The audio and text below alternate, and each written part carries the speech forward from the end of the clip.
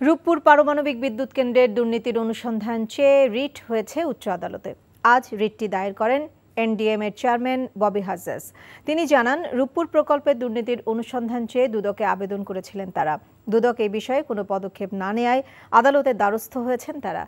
গত 17 August global defence কর্পের প্রকাশিত এক প্রতিবেদনে বলা হয়েছে, রূপপুর পারমাণবিক বিদ্যুৎ কেন্দ্র থেকে $500 কোটি বেশি আত্মসাৎ করেছেন বাংলাদেশের ক্ষমতাচ্যুত প্রধানমন্ত্রী শেখ হাসিনা। প্রতিবেদনে উল্লেখ করা হয়, শেখ হাসিনা ও তার পরিবারের সদস্যরা রাশিয়ান রোসাটমের কাছ থেকে সোভিয়েত আমলের পারমাণবিক চুল্লি কিনতে $5 বিলিয়ন বেশি অর্থ আত্মসাৎ করেন। বিদ্যুৎ কেন্দ্রটি নির্মাণ ব্যয় $12.65 বিলিয়ন।